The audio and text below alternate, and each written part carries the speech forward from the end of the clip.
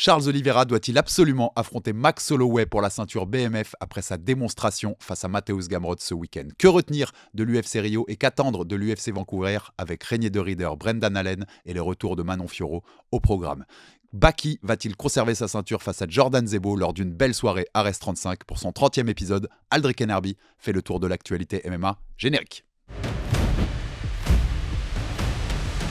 Et salut à tous et bienvenue dans ce 30e numéro d'Aldric Enerby. Et on retrouve une nouvelle fois Monsieur Aldric Cassata de l'autre côté de l'Atlantique, à Montréal. Il n'est plus pour très longtemps à Montréal puisqu'il part à Vancouver dans quelques heures. Sachez qu'au moment où on enregistre cet épisode, pour voir l'implication d'Aldric dans cette émission, il est 3h30 du matin à Montréal. Comment ça va, Aldric? Ça va, écoute, ça part de l'hôtel vers 5 heures, c'est-à-dire dans 2 heures et quelques, le temps pour qu'on finisse l'émission. Et la Fight Week à Vancouver, elle démarre cet après-midi, donc tout va bien. Parce qu'on ne se rend pas compte parfois des distances dans ces pays-là, mais c'est 5 heures d'avion, c'est ça, Montréal-Vancouver? Quelque chose comme ça? Ça, c'est exactement ça, 5h30. Ah, ok, donc bon, la Fight Week qui va commencer, ça va, tout va bien. Hâte d'être dans cette Fight Week et du combat de Manon contre Jasmine samedi prochain à Vancouver. Bah, le combat, c'est la consécration d'un camp. Voilà, son camp s'est très bien passé, pas de douleur. Le poids, c'est en avance, c'est vraiment. Bien sûr que je dirais pas l'inverse, mais si avec Oxford, en tout cas, je dirais pas que tout va bien, tu me connais. Donc, non, c'est OK. Franchement, c'est OK. Hâte de découvrir Vancouver, c'est la première fois que j'y vais. Et puis, cette Fight Night, elle va être dans des bonnes conditions pour nous parce qu'en fait, on va passer super tôt. Maintenant, le combattra vers 17 heures heure locale. Ok. Donc, je sais pas du tout ce que ça va donner en termes d'horaire, en France, mais, ça devrait pas être trop, trop tard du coup. Ça devrait être, je pense, je sais pas combien il y a à Vancouver, c'est pas comme à Montréal, faut que je vérifie, mais ça devrait être du minuit, maxi quoi, je pense. Ouais, peut-être 1 heure, parce que ouais, je crois qu'il doit y avoir 3 heures de plus que Montréal. Mais on vérifiera ça. Mais oui, c'est assez tôt quand même, donc plutôt cool. Et on va de toute façon parler, bien sûr, on va faire la preview de cette UFC Vancouver et vous retrouvez, bien sûr, si vous voulez, une preview plus longue de tout ce qui se passe autour de Manon, les dessous de la préparation et de ce match-up contre Jasmine Jasudavicius. C'est dans Jab Culture, c'est en ligne depuis ce week-end, donc n'hésitez pas à aller retrouver cette vidéo. Deux, trois petits trucs avant qu'on entame nos débats. Aldric, d'abord, comme d'habitude, abonnez-vous sur toutes les plateformes YouTube et nos plateformes de réseaux sociaux. Des commentaires, des pouces bleus, activez la cloche, ça fait toujours avancer le bousin et la communauté. Jab Live, bien sûr. On vous en avait parlé, bien sûr. On le redit, notre premier rendez-vous en public, ce sera le 25 octobre pour ce choc. Thomas Pinal contre Cyril Gane pour la ceinture des lourds de l'UFC. On le commentera en direct sur YouTube avec Aldric. Et en même temps, on aura du public avec nous dans les studios Recordia. Je vous avais annoncé le jeu vendredi. Je vous avais dit que les vainqueurs, ce serait aujourd'hui, que vous les trouverez dans la description et dans les commentaires épinglés de cette vidéo. Donc, allez voir quand elle sera en ligne. Allez voir la description et les commentaires. Et il y aura les 10 personnes qui nous accompagneront pour cette grande première. On a hyper hâte avec Aldric d'y être. Ça va être très, très cool. Aldric, on passe au lourd. Les briefs de l'UFC Rio, c'était ce week-end le gros événement à la Pharmacie Arena de Rio. On vous avait fait la grosse preview la semaine dernière. Et Charles Oliveira est éternel, Aldric. On va commencer par là. Mais mon Dieu, qu'est-ce qu'il a fait? Il m'a choqué, je suis encore choqué, Alex.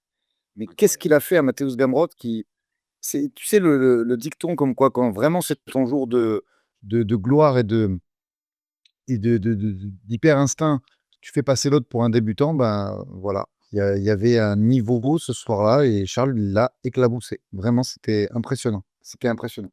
Performance extraordinaire, on va bien sûr y revenir en détail. Il a un des bonus de la soirée, d'ailleurs, Charles, on vous donnera les autres. Les autres, c'était en prélim, Aldric, parce que pour le coup, si tu voulais passer un bon moment devant cette soirée, il valait mieux regarder les prélims que la main card. Je sais pas si tu as vu aussi les prélims, mais J'ai c'était... tout regardé, ouais, on en reparlera. J'étais intrigué par Alvarez. Je sais pas ce que je dois en penser. Figueiredo, ils ont réussi à endormir tout le monde. J'ai bien aimé Mario Pinto quand même, parce que mine de rien, Diniz est un client en face, vraiment. Et je trouve que Canofli est allé chercher brillamment sa première victoire à l'UFC après le The Ultimate Fighter. Donc, non, j'ai trouvé, même la main n'était pas cata, mais les prélims étaient sympas. Il y avait beaucoup de finitions, quasiment toutes les prélims, à part Rocha Nicole, mais sinon tout s'est terminé avant la limite, donc c'était très intéressant. Ouais, carrément. Et donc, c'est les trois autres bonus pour le coup de Performance of the Night, c'est Victor Petrino et deux femmes. C'est pas, tu vois, c'est pas si commun que ça dans les bonus, mais Béatrice Mesquita et Julia Polastri. Et on va en reparler parce que ouais, c'était deux belles performances. On fait comme d'habitude, on repart de la carte depuis le haut et depuis le main event. Et bien sûr, hommage à Charles de Bronx Oliveira, il a voulu nous faire croire qu'il changeait son surnom pour Predator, mais je crois que c'est pour un film, hein, c'est pour un truc de marketing, mais c'est Do Bronx, et ça restera Do Bronx. Première fois que Monsieur Mateusz Gamrot tape, c'était au round 2. Je l'avais dit dans la preview, depuis son règne, Charles, c'est une défaite, une victoire, une défaite, une victoire. Ça continue sur cette lancée-là. Ça faisait quand même que 105 jours qu'il s'était fait éteindre par Topuria. C'est la première fois qu'il se faisait éteindre comme ça. Il prend parce que Gamrot prend un short notice, Aldric, mais tu le sais aussi mieux que moi-même, short notice, c'est des deux côtés. C'est-à-dire que Oliveira prend un short notice contre un mec qui n'a pas du tout le même style que Raphaël Fiziev qui préparait. C'est un mec, on l'avait dit, on attendait que ce combat aille au sol parce que Gamrot, il a des qualités évidentes et qu'on va pas renier malgré cette défaite-là. Mais il est juste incroyable. Aldric, c'est la meilleure garde de l'UFC, Charles Oliveira. C'est un délire. Alors là, il nous a montré déjà qu'il y avait des niveaux au sol et que son niveau en grappling était plus élevé de celui de Gamrot. Ça, très intéressante information que tu as pas forcément, à moins de les voir rouler, c'est difficile de synthétiser parce que tous les gens, moi, auprès de qui je m'étais renseigné, m'avaient dit: «Attention, Gamrot, oui, il a commencé par la lutte, mais c'est pas qu'un lutteur, c'est fort, c'est un gros passeur de garde, il bosse dur». Non, c'est pas le niveau, c'est pas le même niveau qu'Oliveira, ça, c'est une certitude. Après, il faut pas décrédibiliser une performance qui est exceptionnelle. C'est bonus, c'est soirée combat de la soirée, c'est fabuleux. Son niveau au sol, c'est stratosphérique. La façon dont il passe Mataleon, c'est-à-dire l'étranglement du dos, est absolument prodigieuse parce que, Gamrot, c'est pas le premier venu et il est très dur à enfermer dans ce genre de piège. Hem et je vais finir au niveau du positif sur les timings en lutte, qu'il fait au deuxième. Parce qu'au premier, en fait, il y va malgré lui. C'est Gamrot qui réussit un single leg et qui l'emmène au sol. Au deuxième, c'est lui qui va chercher la lutte, brillamment d'ailleurs sur, un travail contre la cage et la suite est absolument fabuleuse parce qu'il gère le scramble de Gamrot, comme personne ne l'a jamais fait. Donc ça, c'est les points ultra positifs. Heu, j'anticipe la question que tu vas me poser pour la suite. Debout, on voit qu'il a préparé plus son sol, sur tout le camp, contre Fiziev parce que, je l'ai trouvé perméable et les touches les plus nettes, c'est quand même Gamrot qui les a passées. Ouais. Alors que pareil, je vais faire une digression tout à l'heure, mais c'est pas un Gamrot dont le striking est hyper, tu vois, développé ou hyper, efficace. Il y a plein de petites scories à son mais c'est lui qui touche. Tu as raison et là, dans le On round avait 2, dit on avait dit que Gamrot progressait. Tu te rappelles, on avait dit qu'il franchissait des step-up en pied-point et c'est vrai. Néanmoins, je pense que par rapport au potentiel adversaire et que ce soit Ilia, que ce soit Holloway, parce c'est lui-même qui l'a call out, le niveau, en striking, c'est pas le même après. non, exactement. Ça va ouvrir sur ça, mais bah, tiens, mais vas-y, je fais ma digression maintenant parce que, tu as raison, c'est ce qui provoque le passage en lutte de Oliveira dans le round 2. C'est en effet, tu as raison, les touches les plus nettes à ce moment-là, elles sont de Gamrot et pourtant, c'est pas, je trouve, un Gamrot. Je sais pas si tu te souviens, mais ça m'a fait penser, moi, beaucoup à ce que nous avait dit Julien Casier quand il était venu, sur ce que fait parfois l'ATT avec aussi les lutteurs, grappleurs qui vont chez eux. Il est très stéréotypé, en fait, Gamrot, quand même. C'est-à-dire que ça c'est vraiment du striking sur le pied arrière, en tournant. Je viens, des fois, je pop un peu, puis si ça touche, bah, je vais essayer le but, c'est d'essayer de shooter derrière. Mais quand il rentre, il y a pas de il y a pas de pivot, il y a pas de tu vois, il va pas chercher des angles, ça reste du truc très basique. Pourtant, ça touche, Charles. Donc, en effet, face à un striker beaucoup plus développé, affiné, beaucoup plus fin, comme pouvait l'être Topuria avant, comme pourra l'être Holloway s'il y a ce combat-là dans quelques mois, c'est compliqué en fait, ça peut être compliqué quand même pour Oliver Aldrich. Alors, je te rejoins, mais partiellement. Toi, tu vois ça avec ton œil aiguisé de striker pur, de boxe anglaise et tu compares ça au ténor de la KT. Oui, tu as raison, mais moi, je te dis juste relativise. Là-dessus, je vais pas cracher sur ATT, notamment sur, Thiago Alves parce que je trouve que les gestes, changement de niveau, feinte, mouvement de tête qu'il fait sur son striking sont similaires à ceux de ses entrées en lutte. Donc du coup, oui, c'est pas hyper technique et c'est pas hyper dans ce que tu aimes voir, que ce soit du mouais ou de l'anglaise, hyper liché. Mais par contre, c'est fort quand même, Alex, parce que tu sais pas s'il va boxer ou lutter sur certains changements de niveau et du coup, ça le rend dangereux. Donc pour le moment, je vais être moins critique que Julien, beaucoup moins. Moi, je trouve, que le travail qui est fait sur son striking colle parfaitement avec, le Mateusz Gamrot lutteur qui peut être dangereux sur ses takedowns, tu vois? Et je trouve pas mal son striking. Plus sur le MMA, bien sûr, que sur un niveau technique de pied-point, mais je trouve qu'il lui correspond très bien. Le travail que fait Alves, c'est intéressant. Non, mais tu vois, en plus, même quand tu me parles là, je réalisais que je suis dans ma formulation, j'ai été trop sévère. C'est pas mauvais, en plus, il progresse, il touche. Tu as raison, il met ce danger de la lutte en permanence. Et c'est ce qui fait quand cette boxe sur le pied arrière en tournant, mais hop, tu pop, tu rentres de temps en temps, bah, tu sais pas si tu vas le boxer, tu sais pas si tu vas le lutter. Souvent, Exactement. c'est pour amener un shoot derrière pour lutter. Donc, pour le MMA, c'est cool. Mais je te parle, en fait, ma comparaison était plus, c'est quand un Oliveira d'aujourd'hui va affronter un mec comme Holloway ou Topuria, forcément, Ah oui, forcément, là, ça pardonne beaucoup moins. Parce que tu vois, t'as pas, bah, t'as pas t'as ce côté beaucoup plus léché, beaucoup plus fin, quoi. Et qui peuvent faire des dégâts beaucoup plus, en vérité. là-dessus, je te rejoins à 1000%. S'il prend un top striker, je le trouve un peu lent et peut-être qu'il fait moins de sparring. Après, tu sais, on ne sait pas. Non, il n'est pas très vieux, mais peut-être que le nombre de coups qu'il a pris, peut-être que ce camp-là, pas précisément parce qu'il avait pris un KO 3 mois par an, il n'a pas mis les gants. Je trouve que sur ce combat-là, en tout cas, force est de constater qu'il était un peu en retard sur le striking et qu'il était moins aiguisé que ce qu'il a pu l'être il y a quelques années. Mais on va passer sur ce qu'il a fait de très bien parce qu'il y a eu vraiment des belles choses. Déjà, et pour rester sur Bien Gamrot, sûr. c'est son entrée où il court comme un dératé, où il se prend la barrière là. Ça joue un peu, tu crois? Ça peut vraiment te faire un Non. truc sur le physique? Non, ça joue enfin, je pense que ça joue pas. Par contre, moi, j'ai eu beaucoup, beaucoup de retours depuis ces 4-5 dernières années, de mecs qui ont pas l'habitude de faire les cuts là-bas, à cause de l'humidité, à cause Mmh. de la chaleur et si tu regardes bien, les Américains, en règle générale, rares sont les perfs au Brésil.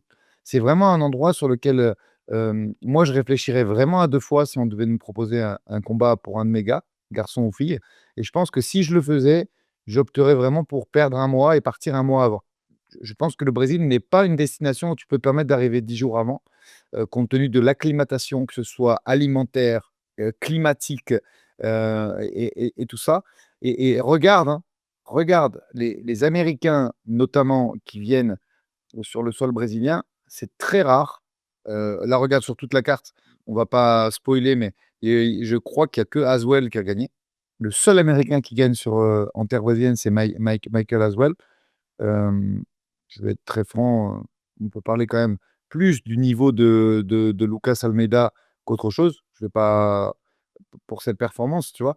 Mais, mais est-ce que le Brésil est prospère à la performance si tu viens 10-15 jours avant? Je suis pas sûr du tout, Alex. C'est très et je pense que ça joue un peu quand même sur la performance des mecs à chaque fois parce que tu les tu je les ai trouvés, moi, vite fatigués, notamment pour Gamrot. Je trouve que, ça baisse de niveau, très, très vite au deuxième. Alors certes, il a ramassé dans le premier, mais putain, il est venu pour faire un 5 rounds. Il est déjà assez entamé au deuxième round et c'est souvent le cas. C'est juste une comparaison, j'ai rien de concret à te dire là-dessus, mais regarde les stats, les datas ne mentent pas et c'est vraiment rare que ça performe, au Brésil quand tu t'y prends à la dernière minute.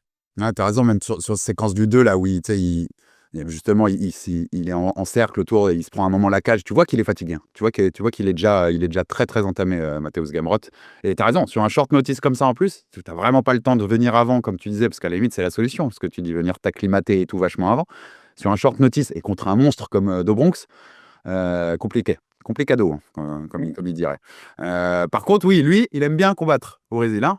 Monsieur Charles Oliveira, 18 combats au Brésil, Aldric. 18 victoires, 17 finishes. Quand même le Mais patron, hein. c'est pour ça que je te dis, c'était difficile de j'ai pas envie de critiquer une performance vu ce qu'il a fait et moi, ça me fait en plus plaisir pour lui parce que tu sais que je l'aime beaucoup. Je trouve que c'est un monsieur qui a la classe, qui vient saluer tout le monde dans les vestiaires et tout et puis il est extraordinaire. Je me suis permis de faire des petites allusions sur la suite parce que ça intéresse tout le monde, mais moi, je suis quand même pas sûr de parce qu'il y a beaucoup de ses fans qui disent: «Oui, il va récupérer la ceinture», tout ça. Je lui souhaite de tout mon cœur, mais j'ai un petit doute quand même.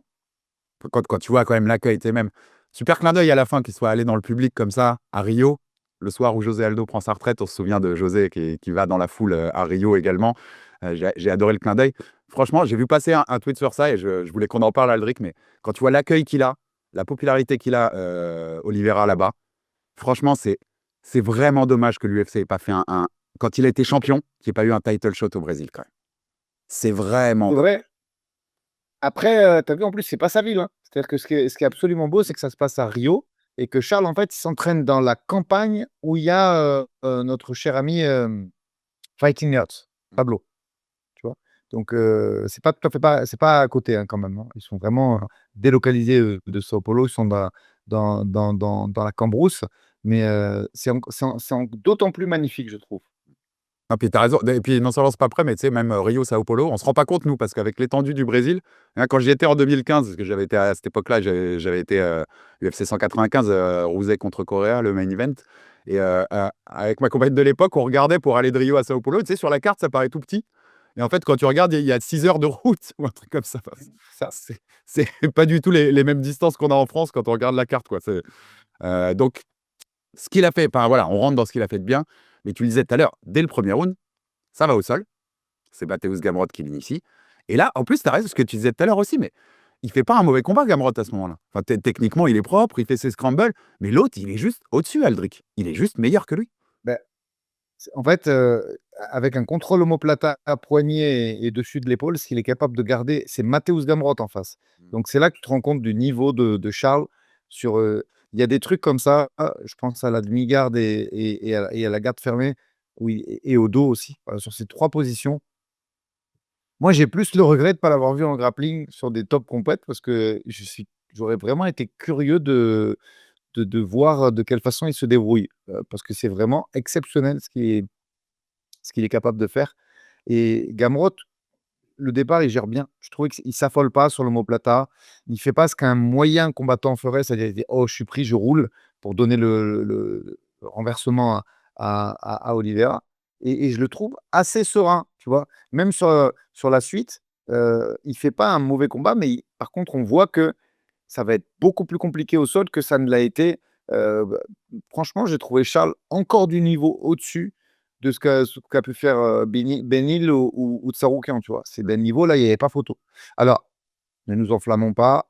Je te dis attention à ce short notice, attention à, l'état de forme de Gamrot parce que pour y aller au Brésil, si tu y arrives vraiment 5 jours avant et que tu fais ton cut, même si c'est pas un gros cutter, l'état de forme, c'est vraiment pas ça. Il l'a pulvérisé. Voilà. Gamrot, on aurait dit un débutant. Tu me dis à la fin de ce combat, Gamrot, c'est un lutteur, il est ceinture bleue en jiu-jitsu, je te crois. Mm. Ah, il y a une différence, vraiment. Et tu as raison, il y a des contextes aussi à expliquer. Mais il faut rappeler, bah, quand il a affronté Tsarukyan, il est pas loin de soumettre Tsarukyan, hein, Oliveira, en vrai. Enfin, tu vois, il y avait pas un écart de niveau énorme ou quoi que ce soit. Donc ça reste, même s'il est plus sur la fin que le début, enfin, on va pas se mentir, il a égalé le record de victoire, le deuxième place du nombre de records de victoires à l'UFC avec 24. Enfin, il a beaucoup de kilométrage, Charles. Mais ça reste un top niveau de cette KT moins de 70, Aldric. Ça reste élite quand même. Moi, la seule chose que j'aimerais bien voir sur la fin de sa carrière, c'est un genre de remaniement, un peu à l'image d'un Andrei Arlovski, par exemple, de se dire: «OK, je suis très fort au sol et j'essaye de l'exploiter pour au moins fatiguer mes partenaires», même si derrière, il veut garder cette guerre et ce striking debout, fais-le plus tard dans le combat, tu vois? Et je me dis que quand on voit ce qu'il a fait là au deuxième, mais pourquoi tu t'en sers pas de ton sol qui est absolument magnifique et j'espère vraiment sur cette fin de carrière qu'on pourrait voir un peu à l'image d'André Arlovski, des game plans qui changent et un Charles qui mixe un peu plus que ce qu'il ne l'a fait au cours de sa carrière. Je parlais d'égaler le deuxième plus grand nombre de victoires à l'UFC avec 24. Jim Miller, c'est donc 27, 3 de plus. Il peut le battre, hein. Enfin, il peut au moins l'égaler parce que je pense qu'on va le voir encore un petit peu de Bronx. Et il égale aussi, Bien sûr. pour les petits historiens qui aiment la grande histoire de ce sport comme nous, Aldric, le nombre de finishes dans l'histoire UFC, WEC, Pride, Strikeforce réunis avec 21. Micro Crocop qui l'égale. Donc enfin, ça reste un mec qui aura marqué la légende de ce sport de Bronx, qui est Hall of Fame direct. Pour rester sur ce jeu de sol, Aldric, je le disais tout à l'heure, je te laissais passer, mais je voulais t'entendre, toi, le technicien et le spécialiste de sol là-dessus, mais c'est la meilleure garde de l'UFC, Aldric. Quand il est au sol, non seulement il peut se protéger, mais il peut t'attaquer à tout moment depuis son dos. C'est quand même extraordinaire de voir ce qu'il peut faire dans cette position-là, Oliver. Chez les garçons, en tout cas, ça se discute. Ouais, je pense vraiment que son jeu de garde, sa façon de recomposer, ces différentes attaques qu'il est capable de faire, que ce soit clé de bras, triangle, omoplate, ouais, je pense qu'il est dans le top 3 sûr. Il faudrait le regarder. Il y a quand même, une certaine personne que j'ai fréquentée, ici à Montréal qui s'appelle Ryan Hall qui, malgré ses 40 ans, est toujours sur le roster de l'UFC et il y a match, tu vois? Mais Mais par rapport aux mecs qui sont vraiment, je parle des mecs well-rounded, des mecs complets, des mecs qui sont dans le top 5, on va dire, de chaque caté, oui. Très clairement, je pense que c'est la meilleure garde de l'UFC. Si tu t'intéresses au top et que tu laisses les combattants un petit peu monostyle de côté, les spécialistes, on va dire, c'est Charles.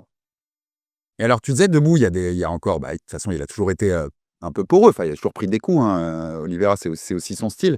Donc, contre un Top Roya, aujourd'hui, le niveau d'Ilia, ça pardonne pas. Mais il y a quand même il y a quand même des trucs magnifiques de ce qu'il fait debout, Aldric. Au-delà de son jeu de sol, tu vois, mais l'utilisation du collar taille, il le fait tellement bien.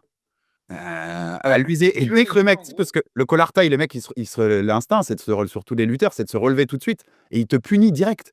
Et d'ailleurs, c'était le début de la séquence contre Geji à l'époque, où il met un collar taille, Geji se relève et c'est là qu'il le donne et qu'il commence la séquence de finish. Mais c'est toujours superbe ce qu'il fait dans ces positions-là. Et au clinch, Aldric. Alors, pour ceux qui connaissent pas le collar tie, c'est ce qu'on appelle dans les gyms de Muay Thai le clinch Muay Thai. C'est-à-dire quand tu mets tes mains derrière la nuque, un peu à l'image d'un Wanderlei Silva et que tu capitalises sur ça, sur diverses techniques. Moi, je trouve, tu as très bien résumé. Il est fort au kicking range, là où il a des coups de pied assez variés et il est capable de monter, il est capable de frapper en intérieur, il est capable de calf kicker et il kick fort. Et il est fort au clinch de Mouais.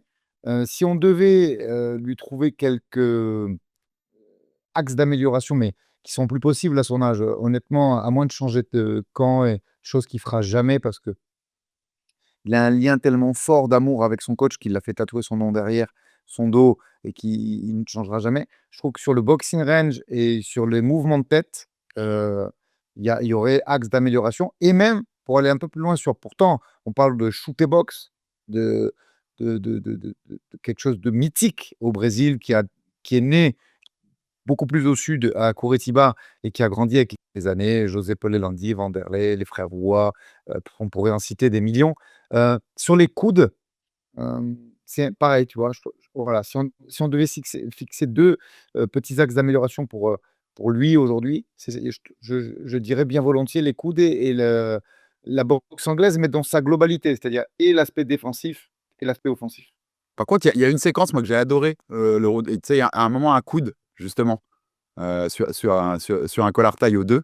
Et la séquence entière, quand tu la décomposes, elle est juste magnifique, hein. Il a l'overhook, il empêche l'underhook de Gamrot avec le contrôle du poignet, de son poignet gauche. Il te le ramène, tu vois, le long de son corps. Quand Mathéus se sort, parce qu'il est pas dans une bonne situation, donc il enlève son bras qui est un underhook. À ce moment-là, lui, il va chercher le collar taille, mais en gardant le contrôle poignet. Et tac, en une seconde, il lâche le poignet et il coude, puisque bah, comme le poignet gauche est maintenu, toute la face gauche est open du côté de Gamrot. C'est du petit détail, mais high level. High level, Aldric.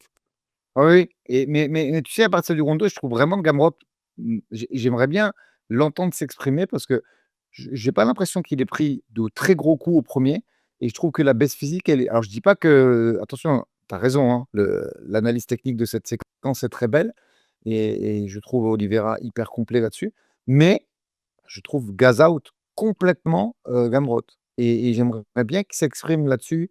Qui, quoi, qu'est-ce, pourquoi, tu qu'un seul round d'autonomie, même si c'est pas super bien passé le round, mais on peut pas dire qu'il est cata, Alex, tu vois? Son round, il se fait pas c'est lui qui fait le takedown.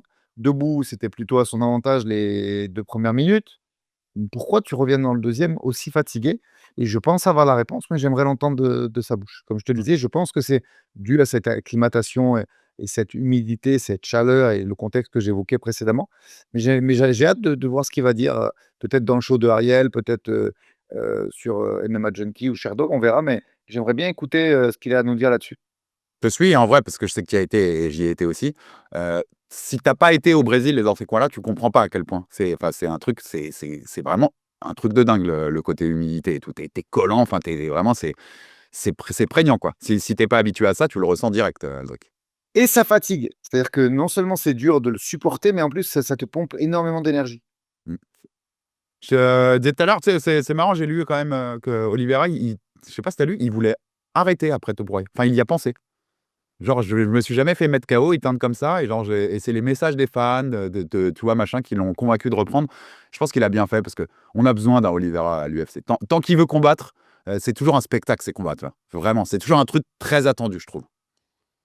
Mais, tu sais, alors, je t'en ai même pas parlé, je te dis ça comme ça, mais ça et j'ai la personne qu'il faut, j'aimerais bien, heu, pouvoir faire un Jab Culture un jour avec, 2 préparateurs mentaux que je connais. On a une, niçoise quadruple championne de France, d'athlé que je connais, qui s'appelle Héloïse et à qui je passe le bonjour et peut-être Eric Cara qu'on aurait en visio. Mais je pense que c'est des aspects que tu as raison, il faut qu'on puisse les aborder. Ces combattants, quand tu perds au premier round, quand tu te fais éteindre, quand tu tapes, quand tu es, soumis et le mot est lourd. Écoutez ce mot soumis, soumission, c'est dur et bien sûr que, quand ça t'arrive et que tu as tes mois et tes semaines d'entraînement, tes sacrifices, tu as envie d'arrêter, bien sûr et c'est dur et il faut trouver les bonnes raisons. Et c'est même pas, faut trouver les bonnes raisons pour retourner à l'entraînement, il faut trouver les bonnes raisons pour reprendre du plaisir dans ta pratique.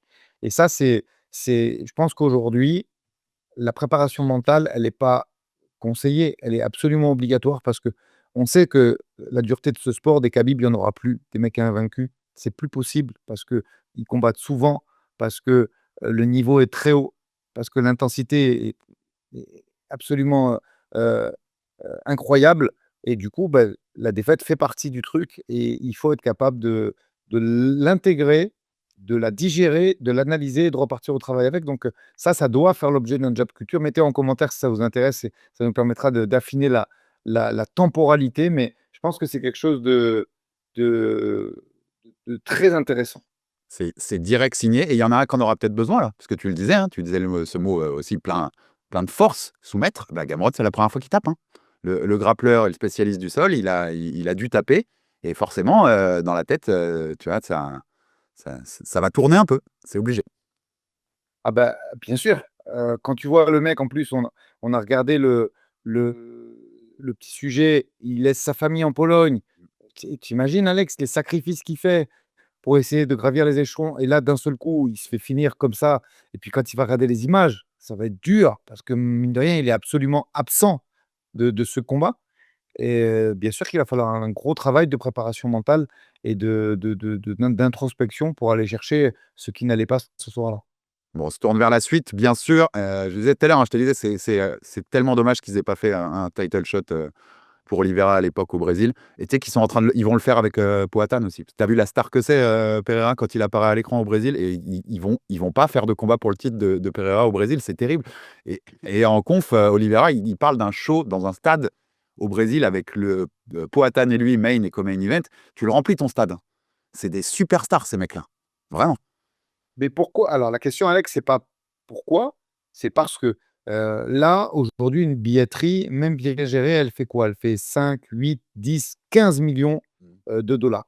Un broadcast bien négocié, c'est, pas 100 fois plus, mais tu m'as compris. Peut-être même 50 fois plus.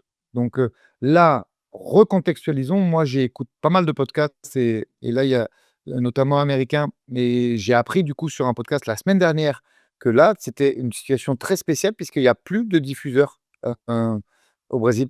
Les gens l'ont suivi sur le Fight Pass et je ne sais pas s'il y avait quelques accords de télé régionale parce qu'au Brésil, c'est un peu comme en Italie. Il y a OK. beaucoup de télé locales et régionales, donc je suppose qu'il y a eu des relais. Si vous êtes sur place, dites-le nous. Mais en tout cas, il n'y avait pas de diffuseur officiel. Donc je pense que, tant qu'il y a pas un mec, enfin une chaîne, un groupe qui va poser des millions pour, avoir les droits de l'UFC, il n'y aura pas de gros événements Attends, locaux mais et je sais pas s'ils expliquaient ça dans le truc que tu as entendu, mais c'est temporaire quand même, non? Enfin, c'est situationnel parce que le Brésil de pas avoir de diffuseur, global, bah, ça me paraît ouf. c'est ouais, ouais, c'est je crois qu'ils ont eu un très gros désaccord avec le précédent broadcaster. Je pense que ça va se régler dans les semaines à venir, mais ça va se régler qu'en fait, tout dépendra de comment ça se règle. Des sous, Alex, ils vont en prendre, tout le monde veut l'UFC. Maintenant, je pense que s'il y a un contrat moyen, ils pousseront pas forcément pour le Brésil. S'il y a un très gros contrat, ça te fera mentir et il y aura des événements là-bas. Je pense que la suite de la localité au niveau des événements, elle va se jouer en fonction du contrat de broadcast. Mmh. Donc la suite, on en parlait. Charles au micro tout de suite, il demande la BMF, la ceinture BMF de Max Holloway. Holloway d'ailleurs qui lui a répondu hein, direct sur son stream qui a accepté le call-out. Tu vas pas mettre Oliveira contre Topuria? Il vient de le KOT. Holloway, on en avait parlé, moi. Ouais. Holloway Topuria à 155, moi j'aimerais bien, mais c'est peut-être pas le truc que l'UFC veut faire tout de suite, puisqu'il l'a quand même mis KO il y a pas si longtemps, Topuria, Holloway aussi. Et Aldric, c'est une revanche. C'était il y a 10 ans, août 2015, avec la blessure de Charles au premier round, et donc un arrêt tardif, enfin précoce pour ce combat. Il y a rien d'autre à faire, Aldric, en vrai. Holloway, Oliveira 2. Moi, je pense que c'est super intelligent. Je pense qu'au niveau où est Charles aujourd'hui, il a pas envie d'aller chercher les newcomers du reste de la KT, c'est logique. Tsarukyan, il a perdu. De toute façon, il se bat contre Hooker et Dana a dit que ce serait le vainqueur. On parle d'un Justin Gage qui serait dans les tuyaux. Voilà, donc il a raison. Il peut pas se positionner encore pour un accessite au titre. Allons chercher. Mais en fait, c'est très intelligent parce que il peut pas se positionner sur un accessite. Mais s'il fait une dinguerie à Holloway, bah, il y va direct en évitant les mecs qui l'ont déjà battu, parce qu'on sait que c'est la culture de l'instant et que c'est le spectacle qui est récompensé quand même aujourd'hui à l'UFC. Donc, tu sais qu'il y a un monde. Je pense que Justin Gage va avoir son titre, quoi qu'il arrive. Mais ça, on verra. Et on n'a pas encore de news là-dessus. Tsarukyan Hooker, ok. Mais si le combat est pas fou, parce que le combat peut ne pas être fou entre Tsarukyan et Hooker. Parce qu'on sait que Hooker, il est très fort contre les grappleurs, mais ça peut aussi mal se passer au sol. Puis Tsarukyan, il peut l'emmener au sol, mais on sait qu'il est quand même pas facile à garder. Donc, ça peut être quelque chose de relativement banal, ce duel striker contre grappleur. Derrière, tu as un Charles qui fait une dinguerie contre Holloway, qui se sert un peu de sa lutte et qui réussit avec son striking. Bah, s'il faut, il coupe la politesse à tout le monde, hein. Ouais, non, bah, on sait, hein, c'est comment ça marche l'UFC. Gedji, moi je pense que ça peut se faire, t'as raison, mais je pense que c'est pas fait encore. Parce que je sais pas si t'as vu ces dernières heures, il y a eu un tweet d'Ali Abdelaziz qui dit c'est lui qui le mérite. Et, tu vois, en mode on fait campagne. En mode c'est pas signé encore du tout et donc C'est ça. on peut se faire skip. Donc tu vois, à voir ce qui va se passer dans les semaines à venir et quand est-ce qu'ils annonceront ce retour de Topoa. Mais Aldric, tu veux le voir, non? Holloway, Oliveira 2. Holloway, Ah oui, il ah parle de oui. Mars. Il dit Mars à Vegas, ce serait cool. Ça aurait été cool que ce soit à Hawaï en vrai, mais bon, ça fait tellement d'années que l'UFC dit qu'ils iront un jour, mais qu'ils y vont pas, j'y crois pas une seconde. Mais franchement, tout le monde veut le voir. C'est une revanche top entre deux Ah non, stars, mais des mecs qui vont se faire un combat engagé euh, de malade. Let's go, quoi. je signe de suite. C'est le combat que je veux voir aussi. Je suis entièrement d'accord avec toi. Entièrement d'accord avec toi. Ah ouais, ouais, non. Et puis ça va être génial à vivre. Et dangereux, hein. Dangereux pour Oliveira, on en a parlé tout à l'heure, parce que le ouais, la boxe, c'est pas de la blague. Dangereux pour Max, parce que si ça va au sol, bah, c'est pas de la blague. Intriguant, en plus, tu vois. Intriguant comme combat, Aldric. Ouais, Vraiment. ouais, t'as envie. J'espère que Charles va pas faire une bagarre de ça, parce que là, par contre, je pense qu'il est vraiment surclassé sur la partie anglaise. Néanmoins, avec un game plan adapté, en faisant semblant de boxer, en travaillant sur son sol et sur les scrambles qu'on a vus, il y a match. Il y a vraiment match. En boxe, j'y crois pas une seconde, même s'il faut relativiser. On va dire que là, il n'avait pas fait de mise de gants, parce que le KO, parce que les sparring et tout ça. Il faut remettre du contexte là-dedans. Néanmoins, je pense qu'en boxe, il n'y a pas photo. Ouais, je suis assez d'accord avec toi. Il faut toujours rappeler que le wedge, jusqu'à se faire KOT, il se fait KOT, mais il tient plus que la dragée haute à Ilia Topuria sur la partie boxe, parce que c'est la boxe de Max Holloway. En tout cas, ouais, let's go, hein. Mars 2026, quand vous voulez, 2026 d'ailleurs, allez-y les gars, donnez-nous ce petit bonbon qu'on aime. Avant de passer au reste de la carte, au co-main event et à la suite, le deuxième événement le plus important, et en vrai, c'est l'événement le plus important du week-end, et je suis obligé quand même qu'on en fasse une minute, Aldric. Monsieur José Aldo a officiellement posé les gants à Rio. Au C'est moins, beau ce qu'ils lui ont fait. C'est ouais, beau. exactement. Au moins, ils lui auront fait ça. Je répéterai ad vitam que lui faire son dernier combat au Canada contre Eman Zahabi, c'est. Non, c'est pas ce qu'il faut pour une légende comme ça, mais bon, c'est pas grave. Lui, après ça, il a décidé de prendre sa retraite et au moins, il y a cet hommage-là. Aldric, je voulais juste en faire une minute, mais que les gens se rendent compte qu'on n'a pas assez suivi quand même ce qu'était José au moment de sa carrière. Vous savez, ceux qui nous suivent savent combien je l'aime, mais c'est une vraie légende qui est partie ce week-end. C'est une légende qui méritait un vrai hommage parce que c'est un des grands de notre sport qui a posé les gants, Aldric.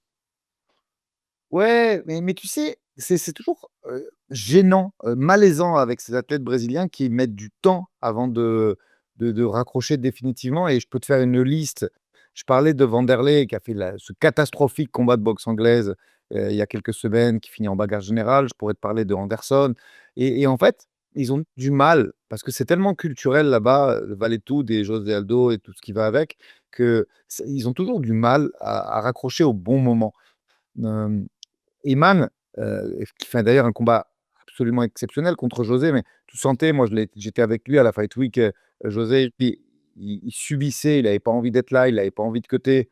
euh, et il a pas cuté, d'ailleurs financièrement ça échange. Ah non, il a pas cuté. Ouais. Et tu vois, c'était vraiment le combat de trop. Alors est-ce qu'il en avait besoin financièrement?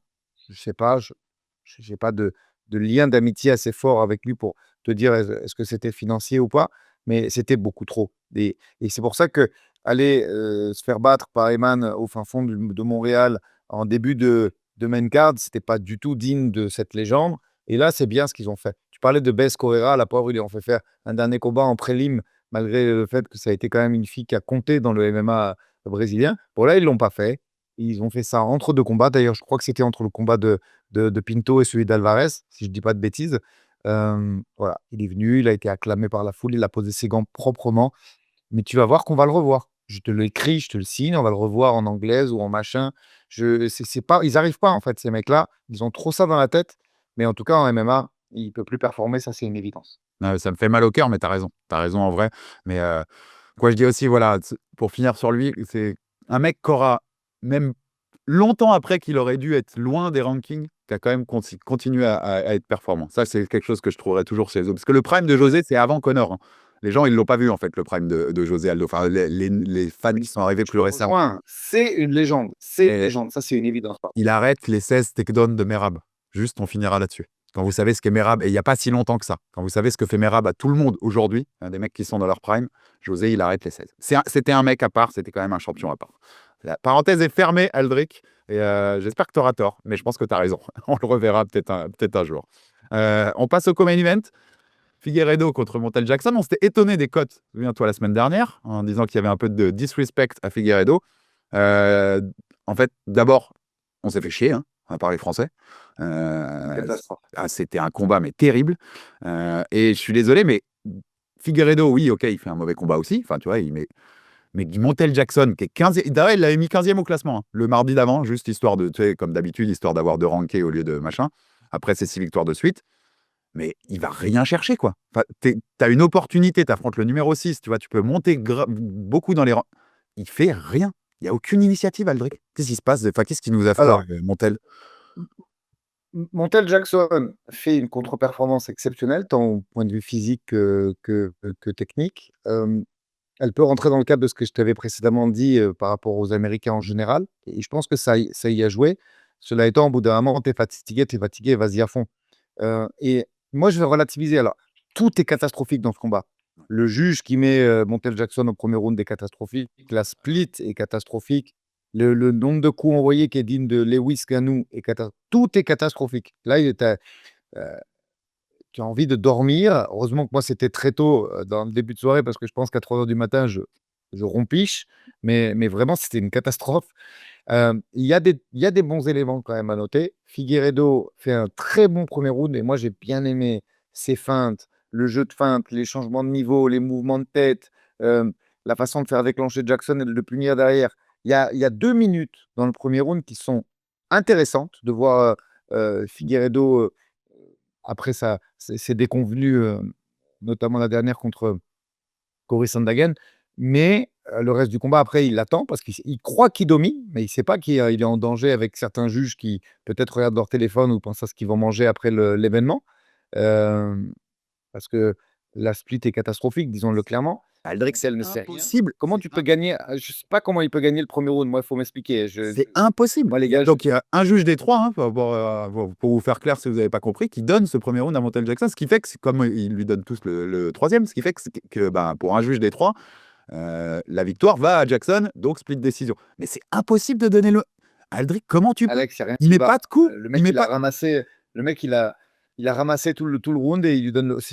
J'espère qu'il s'est trompé en fait et qu'il va le dire. J'ai coché la mauvaise cage, j'en sais rien, mais je te jure, Il met pas de coup. c'est une catastrophe. C'est une catastrophe. Non, mais t'as Ce raison. combat est une catastrophe. préférerais- Il a oublié très vite. Je préférerais un mec, t'as raison. C'est pour ça que des fois, j'aimerais bien entendre les juges. Mais je préférerais un mec qui me dise je croyais que Figueiredo, il était sur la droite de la feuille, tu vois, et j'ai inversé 10 et 10, plutôt que me dire oui, Montel Jackson a pris ce round, quoi. Sans Je te déconner. jure, je rigole tout seul à 4h20 du matin dans la chambre, mais c'est une ca non, franchement, c'est une catastrophe. C'est une catastrophe, ce combat. Ne le regardez pas si vous Non. l'avez pas vu. Je sais pas quoi dire. À part que Montel Jackson avait une chance exceptionnelle de Il a pas gagner saisi. 2 ans de carrière et un contrat, il l'a pas saisi. Non. Quant à Figueiredo, je sais pas ce que va lui ramener ce combat. En tout cas, ce qui est sûr et certain, c'est qu'il va pas rentrer dans les petits papiers, après cette performance et qu'il faudra aller, encore casser les bouches s'il veut réavoir un title shot dans cette catégorie, ça, c'est une évidence. Et Figgy, hein, j'ai adoré moi, enfin le Figgy, champion chez les moins de 57, j'ai adoré absolument ce combattant. Mais il y a un déclin physique évident, Aldric. C'est plus le même.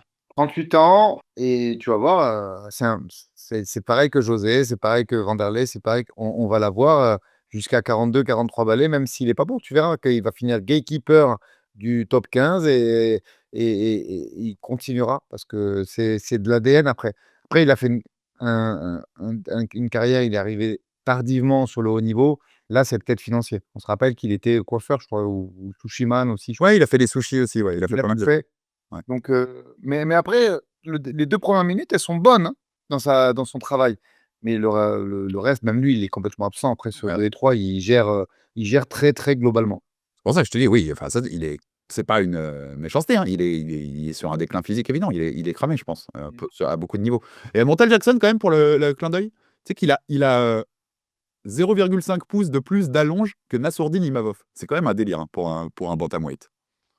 Non, mais attends, Il est plus long que des sourds. moi, je m'attendais à C'est un fou. très beau combat, mais il a rien fait. Et je te dis, hein, le physique, pareil, je vais écouter ce qu'il a à dire. Alors même si, le pauvre, il va se faire démonter, j'ai écouté ce qu'il a à dire quand même, parce que je pense que physiquement, il y a encore, ce lien avec ce que je t'évoquais précédemment. Je vois Et d'ailleurs, tu sais que je te prends sur la suite, hein, je sais pas si tu allais me parler encore de Figueiredo, mais Alvarez, c'est pareil, hein. Je trouve que, bah, hem, on allait enchaîner, donc tu peux y aller. écoute, si tu allais en parler, je te dis ce que je pense d'Alvarez vite fait. Vas-y. Joel Alvarez, Et donc qui bat, Vicente Luque, mais pareil dans un combat, compliqué, quoi. Luque, excuse-moi, mais si je prends ses dernières prestations, il est un petit peu égal à lui-même, en fait. Tu sais pas trop ce qu'il fait, s'il vient lutter, s'il vient boxer.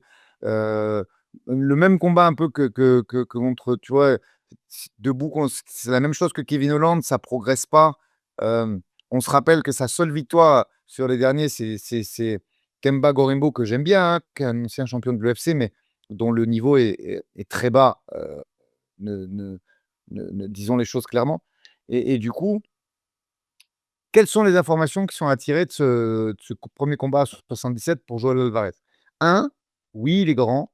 Oui, à la pesée, ça allait, je trouve qu'il avait l'air costaud, mais ce n'est pas un bully, dans la catégorie des 77. Au niveau des bases, des fondations, des jambes et tout, on sentait un looké plus épais, plus dense, plus costaud.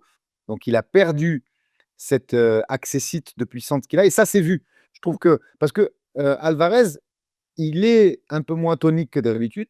Je trouve que quand même, lui, il fait quand même une meilleure performance et je parle de physique là. Physiquement, tu le sens un peu moins et pourtant il cut moins. Non, moi, je m'attendais à avoir un Alvarez qui était beaucoup plus prolifique. Malgré tout, il fait un bon combat. Il y a des séquences où il touche en coup de genou et tout et tu vois? Le 2, c'est Là un 18, hein. Le 2, c'est un 18. Ouais. mais tu vois, à 70 quand il touche comme ça, il descend les gars. Tu vois où je veux en venir? Est-ce que la montée de KT, elle était vraiment, bien préparée et judicieuse? Je sais pas. Parce que regarde, un parallèle identique et très intéressant. D'ailleurs, j'aimerais bien les voir s'affronter. Je te parle de la suite en même temps, je te fais un global là, tout en même temps. Sam Patterson. Sam Patterson, il fait une montée de 70 à 77, intéressante. Il met des KO à ce poids-là, donc tu sens que lui, il avait le punch pour le faire. Il est rempli à 77, donc ils ont fait un travail intelligent et là, je valide à 100 ce genre de montée. Alvarez, Luque qui est pas un énorme, énorme 77 et j'ai trouvé que c'était pas, ça se voyait qu'il était moins épais et surtout quand il a touché de façon très nette sur cette accélération, jab, coup de genou arrière magnifique, façon un peu kickboxing, tu sais, sans saisie et ben ça descend pas Louquet, qui est pas réputé pour avoir un montant d'acier non plus. Donc, interrogé. La belle victoire contre un mec quand même qui a fréquenté le top 15, à un moment, mais Et j'ai besoin d'en voir plus pour Joël Alvarez. Ouais, puis tu Luque, il est complètement cramé à l'interround du 2 ou 3, tu vois? Il le dit même à ses coachs et tout. Normalement, tu dois là, vu l'état du mec, tu dois pouvoir le finir au 3. Donc ouais, il a pas eu cette capacité-là, en tout cas, Alvarez pour ses débuts en moins de 77. Donc tu as raison, il y a une interrogation. Moi, il y a un point que je voulais te soulever dans ce combat-là, parce qu'on l'a eu en plus récemment. Tu sais, je me rappelle plus, si, c'est le combat de Magny, tu sais, où l'arbitre semble arrêter à une OK, minute de la fin ouais. et machin. Là, dans le round 1, donc il y a Luque qui se plaint d'un coup dans l'œil de Alvarez. Alors, C'est K je te réponds direct, c'est KO pour moi. on est d'accord, ça doit pas, ce combat-là doit pas reprendre. Parce que là, tu lui laisses, tu le laisses. Point fermé, c'est le point fermé qui touche. Il va y être négocié au arbitrage pour OK. On est bon, tu regardes la vidéo, Luque se plaint alors qu'il doit pas se plaindre et déjà, les règles sont les arbitres te le disent assez tôt, c'est à eux d'arrêter s'ils constatent quelque chose. Là, tu demandes à l'arbitre d'arrêter, vérification vidéo, KO pour Alvarez. Ça, c'est tu as raison, j'avais zappé ça, de toute façon de me remettre dessus. Ça, pour moi, très grosse faute d'arbitrage. D'ailleurs, je suis persuadé qu'au States, c'est KO. Ah non, mais C'est parce que la commission athlétique du Brésil a été un peu tolérante. mmh. Moi, je pense qu'aux États-Unis, ça, c'est KO, ça reprend pas. Non, mais bah, tu vois, je voulais t'amener là, on est complètement d'accord. Bah, pour moi, oui, tu dois pas reprendre. Et en fait, le fait de le faire reprendre, ça veut dire, c'est un peu un blanc-seing au mec pour qu'il puisse truquer, enfin, ou tricher, quoi. Non, tu l'as pas pris, c'est pas un doigt dans l'œil, c'est un vrai coup. Tu as dit stop à l'arbitre, c'est terminé, c'est KO. Et d'ailleurs, si tu vois le ralenti, l'UFC le passe d'ailleurs le ralenti, mais qu'une seule fois, tu vois l'arbitre faire le geste de genre on arrête. Mmh. Et je sais pas, il change d'avis ou quelque chose comme ça, mais il le fait clairement. Comme dans le combat de Magny, l'arbitre fait le geste de on arrête le combat. Donc c'est pas du tout la même situation, c'est pas du tout la même situation, mais c'est marrant qu'en 2 semaines, on a eu des situations similaires et c'est KO, je suis désolé. Ce combat, il doit s'arrêter là. Victoire d'Alvarez. 1000 fois d'accord avec toi. Ouais. Le combat d'avant, Mario Pinto, parce qu'il nous intéressait beaucoup, Jonathan Diniz, on en avait parlé, c'était parmi les prospects poids lourds à l'UFC, notamment Pinto, 27 ans. Bah, ça confirme, hein, Aldric. On est face à un des Laisse le test. ouais, bon prospect chez les poids lourds à l'UFC. Le premier round, il n'y a qu'un seul juge qui le donne, mais Aldric, c'est un 18 large. Pareil, là, je vois même pas comment les deux autres peuvent donner 19. Il le domine. Et il lui met Non, du mais dégât. C'est pas du gros dégât. Le mec est pas en 100 total, mais il y a du dégât de fait dans ce round-là. ouais. Non, non, franchement, il est jeune. Là, c'était évident qu'il allait se servir de son mix de MMA, mais encore faut-il en avoir un en poids lourd de mix. Tu vois, parce que tu prends un Diniz qui est quand même. Alors, c'est pas à Poatan ni à Adesanya, Diniz, mais pareil, un peu de contexte. C'est quand même un mec qui a été au Glory, qui a été champion du monde, qui a une très grosse carrière en pied-point, tu vois, mine de rien, et qui a accroché des gros noms. Alors, même si en poids lourd, c'est un peu moins connu, certes, heu, c'est quand même un mec qui a mis les gants avec Verhoeven. OK, c'est en 2013, mais tu vois où je veux en venir? C'est quand même, Daniel Guita, pareil. Je suis pas je me revendique pas, je suis pas Baba, je suis pas un grand spécialiste, mais je suis quand même ce qui se passe. Surtout dans ces années-là où j'étais assez, où je regardais plus parce que j'avais plus de temps, en Mmh. fait, donc c'est quand même un solide striker qui prend. Hem, il il y a pas de match, en fait, voilà, tout simplement. Pinto, il arrive à emmener le combat où il veut, au moment où il veut, donc il a la mobilité, le talent, le mix, les contrôles. Bah, voilà, 11-0, il fait son test. Là, j'espère juste qu'ils vont pas le brûler. C'est-à-dire Non, que je vois ce que tu veux dire. c'est très, très jeune. Peut-être pas un Tibora tout de suite, tu vois? Non, Comme il mais avait fait d'ailleurs à Diniz, hein, d'ailleurs. Ils lui ont mis un Tibora, ça il a perdu. la fin du top 15, là, Ne le brûlez pas. je pense par contre, tu peux lui donner la fin du top 15. Je j'ai pas le classement en tête, Ouais. là, je l'ai pas ouvert devant les yeux, mais tu dois pouvoir lui donner une fin de top 15 à ce moment-là. Vu l'état de cette caté-là quand même, je pense qu'il l'a mérité maintenant, Pinto, et qu'on veut voir ça. Je l'ai, moi, le top 15. Moi, Alex, laisse-moi 10 secondes de temps même pas 10 secondes, hein, 5 secondes de temps que hop, voilà. Voilà ton top 15, poids lourd. Si tu vas chercher la fin, ouais, ouais. En plus, il y a du Brésilien. Il y a Walter Walker, Talisson Texera, Mike Parkin, Tu vois? Tai Tuivasa. Jusque-là, c'est intelligent. Franchement, ça se fait. Ouais, Après, ben, pas plus haut, pas plus haut. un Marcin Tibura ou un Ante Delija, c'est trop tôt, tu vois. Non, non, je suis d'accord. Mais, On prend ce sur ces test-là. noms-là, Ouais. On prend ce test-là d'abord, et puis on voit ce que ça donne, mais je pense que c'est le moment pour un test de ces niveaux-là, dans cette caté-là, pour un Pinto. mais on l'a dit sur le Jal Culture, je vous le redis là, retenez bien ce nom. On va en entendre parler, Mario Pinto, parce que mmh, s'il n'y a pas d'accident, s'il n'y a pas de catastrophe, s'il n'y a pas de choses dans la vie civile qui va pas en prison, ce genre de choses. Je pense vraiment dans 4 ou 5 ans, ce mec-là, il est champion du monde de l'UFC. Dès qu'Aspinal, ça commence à partir vers la fin, et Cyril aussi, ils vont se retirer dans 5 ans, je pense, 6 ans à peu près. Générationnellement, Pinto, il sera champion de l'UFC. Je vous l'écris, je vous le signe. Même s'il y a des mecs du Jiu-Jitsu qui viennent apparaître, même s'il y a des 27 ans, les gars. C'est très fort, ce mec-là aura la ceinture de l'UFC, si pas de kata. Le morceau est cuté, Aldric, c'est bon. On a retenu. Et on le ressortira quand tu auras eu raison dans 5 ans. Et en plus, franchement, il est marrant. L'interview de fin, elle est extraordinaire. Le mec dit excusez-moi pour mon mauvais anglais. Et là, il part sur des tirades en anglais avec un super accent et tout. Genre, excusez-moi de maîtriser l'anglais. Tu vois, Mais il s'entraîne en Angleterre. Ouais, ouais, Le mec, il a un très bon anglais. Ah, c'était trop marrant qu'ils disent avant. Non, excusez-moi. Écoute. Le début de la main card, c'était Canofli qui avait commencé. La main card, heureusement qu'il y a eu Oliveira, hein, parce que même si Figueiredo a gagné, vu le combat soporifique, sinon c'était clim sur clim pour le Brésil, hein. Donc Canofli qui l'a. En un mot, Ramos, il a fait une refie. Voilà, même coach. Pablo, le pauvre. Voilà. Ricardo Ramos, il est dans le dos, il se fait prendre le dos par Canofli et il défend quasiment pas avec beaucoup de nonchalance et de condescendance. Il se fait étrangler debout. Il a laissé partir le combat. Voilà, point final. Il n'avait pas envie. Je ne sais pas ce qui se passe mentalement en ce moment chez les Nerds, mais c'est pas bon. D'ailleurs, si tu écoutes bien Pablo dans l'interview dans Golden Talk, avant de parler de toute technique et tout, il parle beaucoup de. Maintenant, c'est le mental, l'approche mentale, garder l'équipe unie. Il dit beaucoup, tu vois, les notions d'unité, d'état d'esprit. Je pense que là, c'est même pas techniquement que ça se joue en ce moment. Il faut relancer un peu la machine moralement et mentalement, Aldric. Vraiment. Là, Ramos, il laisse filer le combat. Enfin, je te dis pas qu'il aurait gagné, hein, mais il défend mal, avec beaucoup de désinvolture. Je pète un câble, moi, s'il y a un méga qui fait ça. Franchement, c'est là. Le problème, il est ici, sur ce combat. Et donc, Ouais. première victoire pour Canofli, c'est bien. C'est un très gros rappeleur, mais on ne se fait pas être debout. Normalement, bah, tu attrapes la main et tu attends que ça sonne. Tu vois ce que je veux te dire? Ouais, c'est ça. Il y a un travail d'urgence à faire. Là, il n'y a aucune défense du coup. Il finit par se faire étrangler. Moi, il m'arrive un truc comme ça, je vous le dis, j'ai laissé un message pour mes gars, regardez-moi bien, et ça aussi, tu peux le cutter. Je vrille. Non, Je mais vrille. standing, Pas parce que tu te fais étrangler, hein. standing rear naked shot comme ça, t'as raison, c'est pas possible. Et en fait, je sais pas, tu le vois arriver sur la séquence. Tu vois qu'il est en train de lâcher et tu te dis, et c'est bon, mais l'autre, il va mettre la main, tu vois. Tu vois la tête se machin et il va la mettre en dessous et c'est mort. Il va le faire taper et il le fait taper. En effet, c'est assez. Exactement, mais mentalement, il a lâché. Et surtout que, à la limite, Rofi, tu te fais matraquer par un Benoît Saint-Denis qui lâche pas l'affaire et qui te rentre dedans, qui prend les frappes, tu vois, qui essaye de trackdoll sans arrêt, qui recule jamais. Allez, je le cautionne pas, mais je le comprends contextuellement.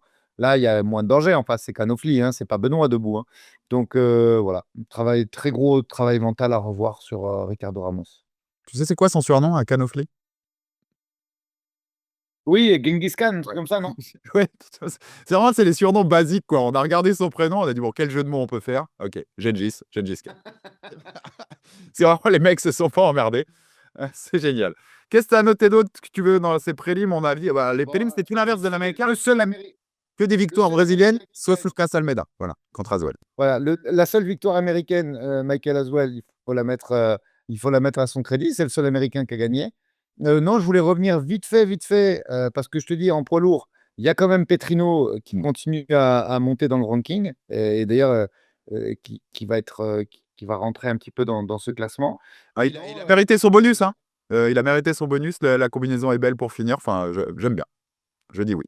Voilà, la petite Julia Polastri qui envoie, à mon avis, à la retraite Karolina Kowalkiewicz, qui était une des premières européennes à signer à l'UFC, il faut le rappeler, qui a été championne du KSW 5-0. Là, à mon avis, 3 défaites, Lucindo, Denise Gomez, et elle se fait arrêter par Polastri avec un bel Aiki qui est un suivi derrière, qui mérite son bonus, parce que je crois qu'elle a eu un bonus, la petite Oui, ouais. Julia Ouais. Polastri. Donc magnifique, à mon avis, terminé pour Kowalkiewicz. Et un dernier mot quand même sur Bien Mesquita, que Julien suit depuis ses débuts, qui est, alors, pour ceux qui ne suivent pas le grappling mondial, là on parle des sommets, c'est là on parle de la fille qui a été multiple championne du monde et niveau de grappling mondial, top 3 mondial, voilà, tout simplement, voire top 1, et qui faisait ses débuts à l'UFC. Alors, ils lui ont mis une grappleuse, Alexeva, donc c'était évident que ça allait se passer au sol et c'était plutôt des débuts maîtrisés et sans trop de risques pour Bia, mais qui a montré un striking solide, qui a montré des takedowns, des timings de lutte excellents. Et après, le sol, j'avais dit que c'était le sommet mondial, mais là, tu as envie d'en voir plus dans une catégorie à 61 où il y a, si tu veux, c'est plus fort encore que mince, qui va faire le titre. Et là, j'ai besoin que tu m'aides à 4 h du matin, Alex à 52. Kenzie, Qui va faire la ceinture des 52 là. Mackenzie. Mackenzie Dern, pardon. C'est beaucoup plus fort, c'est aussi fort, c'est plus fort encore au sol que Mackenzie, mais elle a des meilleurs timings de lutte, elle est plus agressive et en plus elle est dans une KT avec beaucoup moins de mobilité des filles en face. Ça, je t'annonce direct, ça rentre top 5 très rapidement. Et je pense que ça va très vite croiser le chemin d'une Daria, d'une Nora ou d'une Melissa Mullins, tu vois? Très vite, peut-être même à son prochain combat. Elle est pas toute jeune, je crois qu'elle a 35 ans, bien. Donc ils vont pas perdre de temps du tout. Oui, je te confirme l'âge, elle va faire 35, au mois d'avril prochain, donc elle a 34, et demi. Ils vont pas perdre de temps. Ouais, Ils vont pas perdre de temps. On a envie de top. voir et je En pense moins de qu'elle est top 5 61. rapidement. Ouais, en moins de 61 avec le potentiel qu'elle a et les qualités qu'elle a au sol, ça va assez haut, ouais. Ça va assez haut et très, très vite, en fait. Ça va pas Ouais. perdre de temps. Hâte de voir la suite. Ouais, ouais, ouais, je suis d'accord, il y a un potentiel qui est énorme. On a fait le tour de ce en tout cas, c'était ouais, les prélims étaient trop cool. Si vous les avez pas vus, si vous avez l'occasion, allez-y, c'était plus sympa que la main card, pour la Ouais. qualité du spectacle proposé, en tout cas. Et voilà, bah, bon petit UFC Brésil. On a quand même des choses à retenir, donc voilà, il y avait des choses à dire. Aldric, on passe à la preview de l'UFC Fight Night Vancouver. On part du Brésil au Canada. Ce sera ce samedi 18 octobre. Tu y seras, bien sûr, sur place.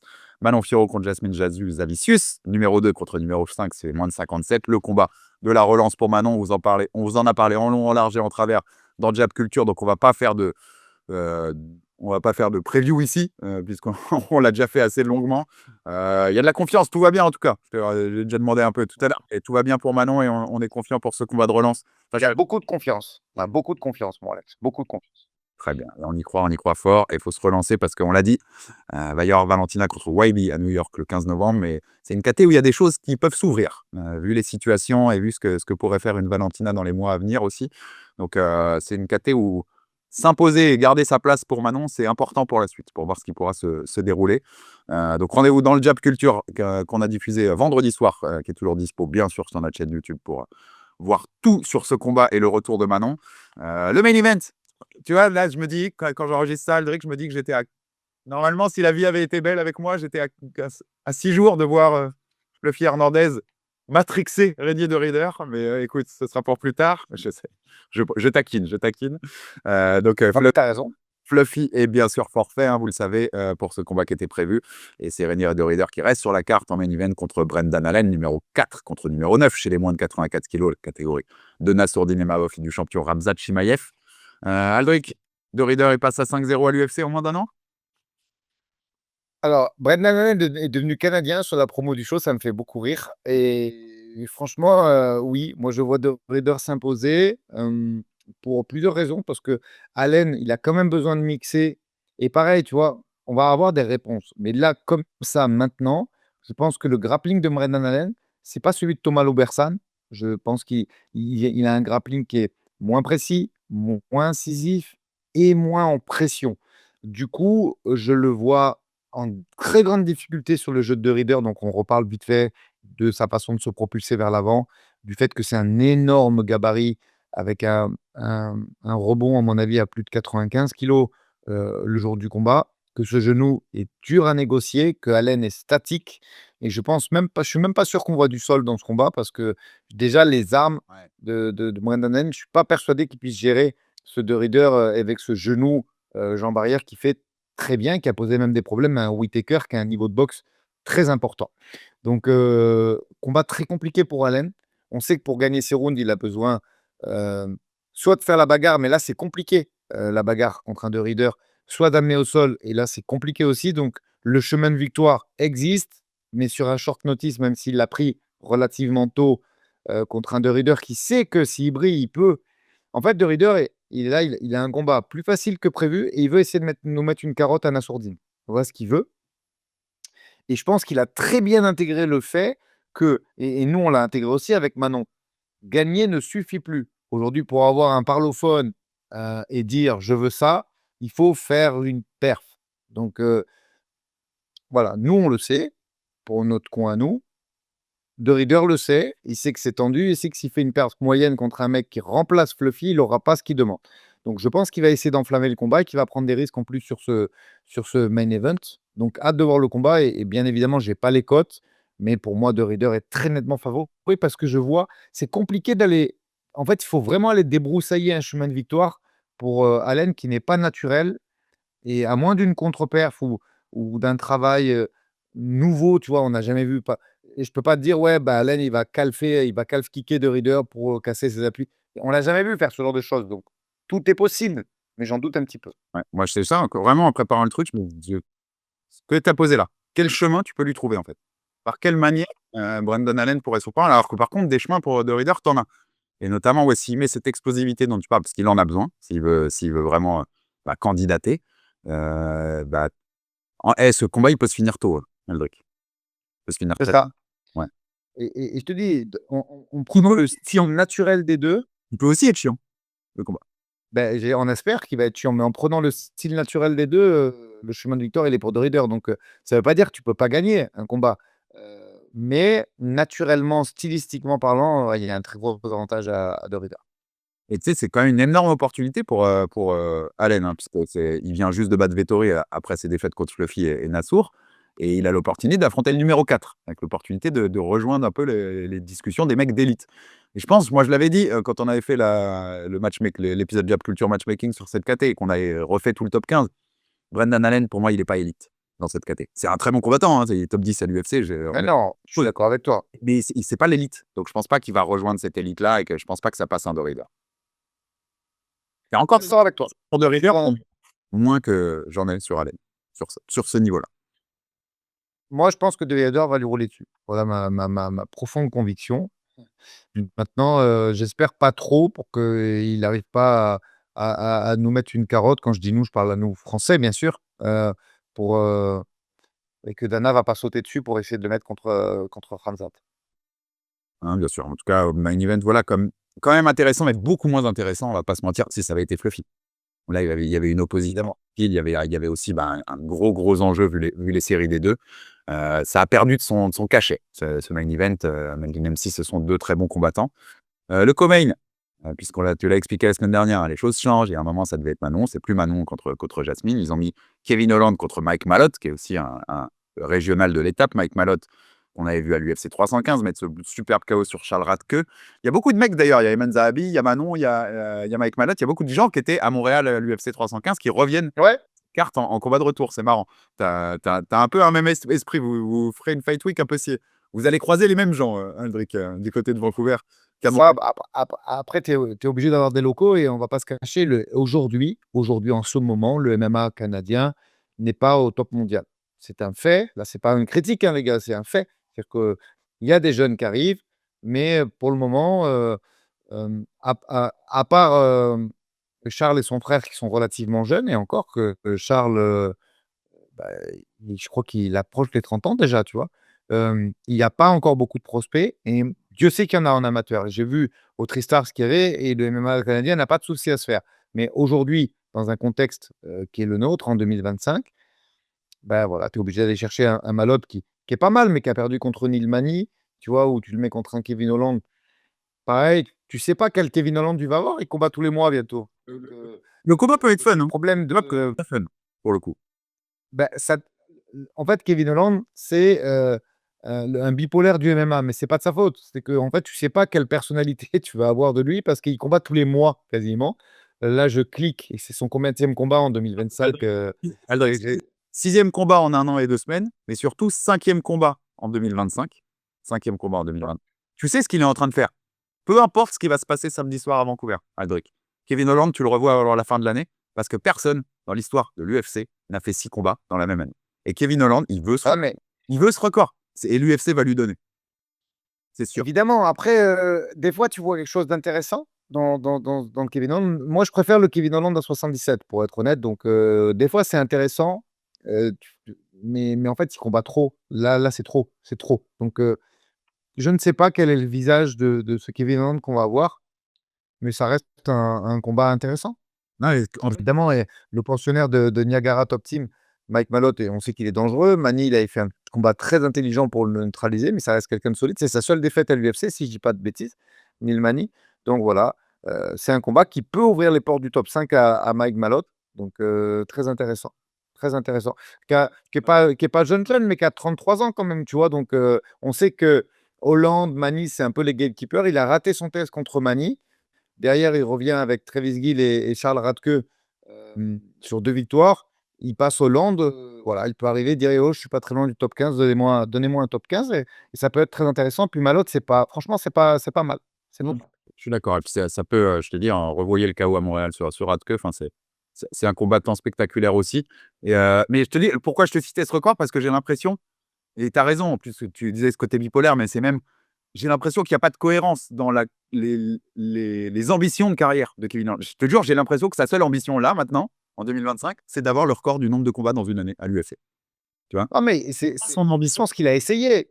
Alex, moi, je pense qu'il a essayé de performer, de gravir les échelons de façon unilatérale et de dire: «Voilà, je me positionne». Devant ses échecs, bah, il fait de l'argent. Il fait de l'argent, en faisant, le maximum d'apparitions, prenant à peu près et tu sais, c'est hyper intéressant dans un roster.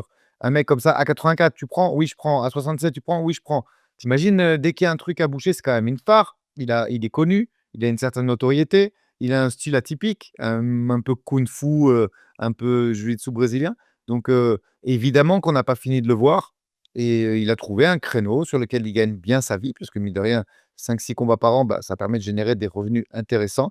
Il est sympathique, et voilà, au même titre qu'il y en a qui font des guerres, bah, lui, il est disponible, mais moi, j'ai mes de gros doutes. Ça ne peut pas performer à très haut niveau parce que absence de camp, absence de game plan. J'avais déjà évoqué ces sujets, donc je ne vais pas me répéter. Mais c'est un joker de luxe pour l'UFC, c'est magnifique. Mais d'un point de vue vraiment performance, j'ai mes de gros doutes. Non, puis c'est un nom, tu as raison, tout le monde le connaît aujourd'hui, Kevin Holland. Donc tu le mets sur une carte, voilà, c'est un nom qui parle à tous les fans, de MMA et de l'UFC mais oui, vous pouvez booker, la carte de décembre, le pay-per-view de décembre, il y a Kevin Holland dessus, je te le dis tout de suite et en vrai, Juste. tu laisses ta marque aussi, Aldric, parce que s'il le prend là, ça va être très compliqué quand même de le battre ce record. C'est-à-dire combattre 7 fois dans une année, ça va être compliqué, tu vois? Il va falloir voir vraiment, Correct. donc c'est un record que tu peux garder pendant très longtemps. Peut-être que les mecs l'égaleront, mais tu laisses ta marque. Juste. Ouais. Très juste. Le combat d'après, il m'excite beaucoup plus, pour le coup. Ah oui, là, il y a un réel enjeu. Ah OK. Moi, j'ai vu le camp d'Eyman, je peux vous dire qu'il est très en forme. Bah, ça, par contre, c'est un insight. Ayman, Il est pour ceux qui ont pas le combat, Ayman Zahabi contre Marlon Vera, numéro 7 contre numéro 9 et là, on est bien sûr chez les moins de 61 et là, oui, Aldric. Donc vas-y, reprends sur le camp de Zahabi, mais il y a un vrai enjeu et il y a un vrai beau combat. Ouais, et puis même le Heyman, faut revenir dessus. Il fait un retour à l'UFC. Quand je dis un retour, il en est jamais parti, mais le début, sa signature s'est pas très bien passé. Il signe à l'UFC en 2017 quand même, tu vois? Et ça démarre pas très bien parce que Ricardo il gagne, hein, ses débuts contre, Reginaldo Vieira, mais ça perd contre Ramos et ça perd contre Vince Morales, et derrière, il y a cette résilience, ce retour. 2021, Draco, Ricky Kyrgios, le Thaïlandais là, Auro Kileng, Javid Basharap, Munoz, Aldo. Là, il est sur un très gros run, il a beaucoup de confiance. Heu, il gagne Vera, il sait qu'il arrive et il a son mot à dire maintenant je pense que là, il gagne ce combat, il fait une demi-finale mondiale derrière. Ouais. Tu un top 5 C'est hyper intéressant. un top 5 derrière. Ouais, donc très intéressant. À 37 ans, l'âge n'est qu'un chiffre. Il a une patate, une envie, une, un un plaisir, tu vois? On parlait de préparation mentale, et je te dis, on fera cet épisode, avant la fin de l'année, c'est une certitude. Beh, lui, c'est un exemple type. Il a un plaisir, un sourire à l'entraînement, il prend du plaisir à s'entraîner, exceptionnel. Néanmoins, il y a un très gros client derrière, Chito Vera.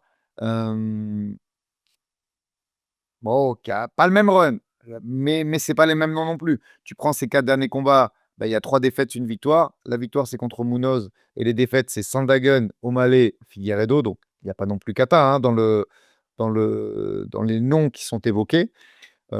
Je pense, moi, que Eman a les armes pour le faire déjouer. Pourquoi? Parce qu'on sait que Chito, il a besoin de s'installer, il a besoin de se servir de son allonge. Euh, et en fait, tu te rends compte qu'il frappe fort, mais c'est trop tard quand tu t'en rends compte, tu vois.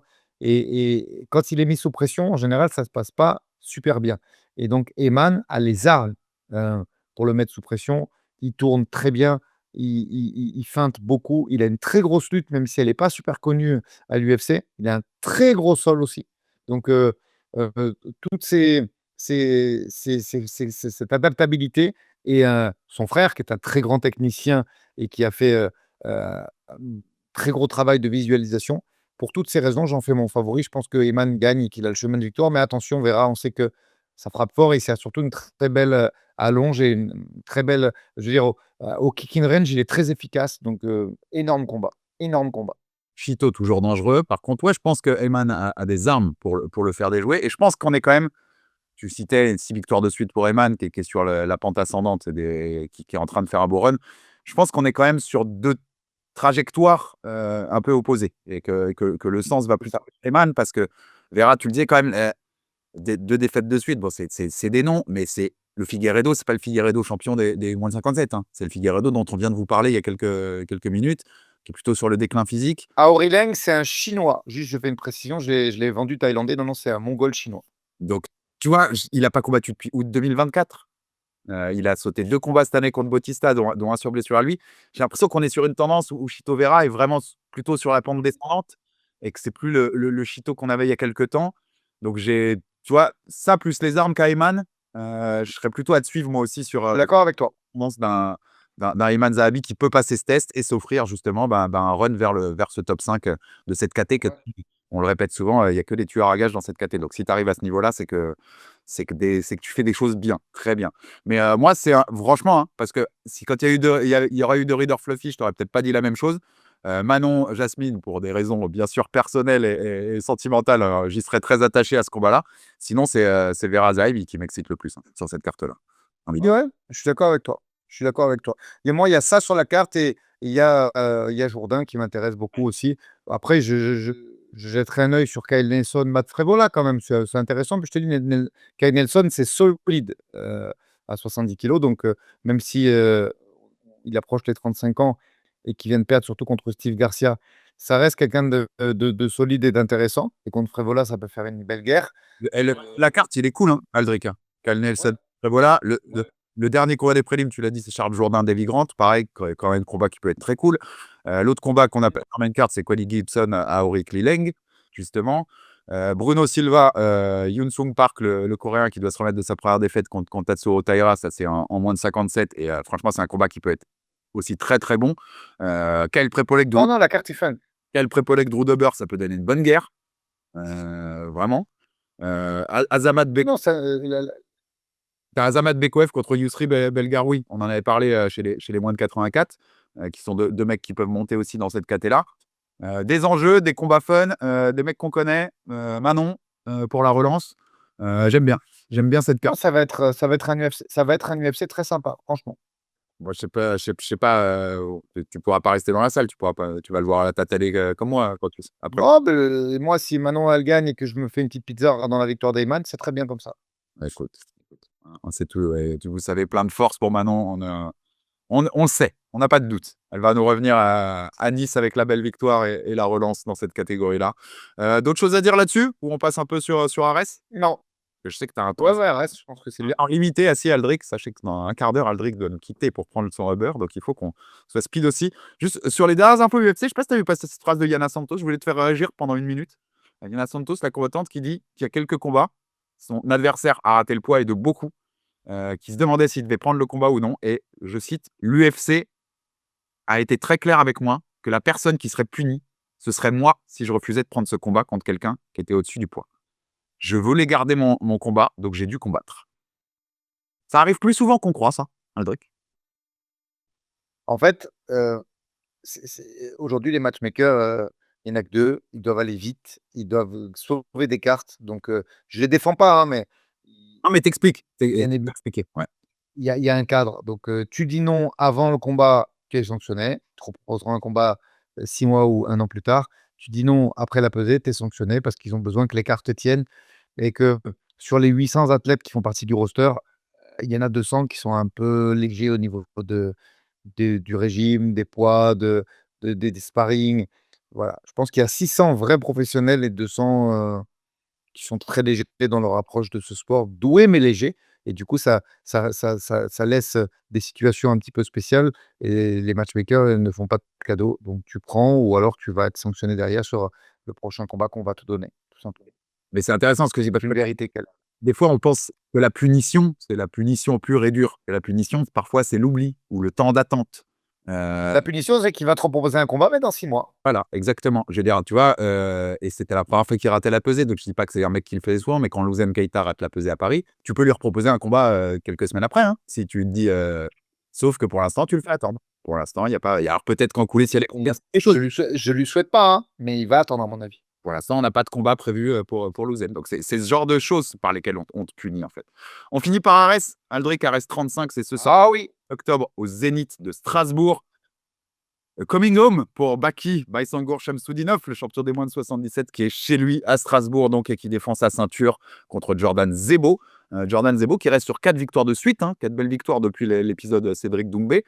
Finalement, c'est 2 anciens adversaires de Doumbé. C'est une affiche qui fait, voilà, qui est aussi clinquante dans les MMA français parce que c'est des mecs qui ont du talent, qui ont des beaux runs, qui ont des belles victoires et qui en plus se sont fait connaître médiatiquement très fort par ses adversaires, par ses affrontements contre l'ogre médiatique Cédric Doumbé. Il est intéressant ce combat quand même, Aldric, parce que on pourrait croire, parce qu'il s'est passé avec Zebo contre Doumbé, que Baki est nettement au-dessus. Je fais de Baki mon favori, mais faut pas sous-estimer Jordan. Beaucoup de gens. Ouais, puis, rappelle-toi, moi, à l'époque, je t'avais dit qu'il allait embêter Doumbé. Bon, ça n'a pas été le cas, mais il a les armes pour le faire. Ça reste un gros 77, très massif, très physique et intelligent dans sa pratique. C'est-à-dire qu'il mixe pas mal, il progresse, il s'entraîne très dur. Donc, le degré d'opposition, moi, je vois Baki au-dessus. Surtout le Baki qu'on a revu, avec la responsabilité défensive accrue, cette boxe anglaise dans laquelle il y a beaucoup de progrès. Du coup, je pense que Baki est la kryptonite vraiment de Zebo et qu'on va voir un combat qui peut durer, mais sur lequel il devrait gagner, la plupart des momentum parce que je pense qu'il est un tout petit peu au-dessus de Jordan et je le pense sincèrement. Hem mais c'est une très belle opposition et tu as envie franchement, cette carte, tu la regardes avec grand intérêt. Il y a ce main event qui est hyper intéressant parce qu'en plus, ils se sont entraînés ensemble, ils ont présenté la même équipe, même s'ils ne s'entraînaient pas forcément ensemble.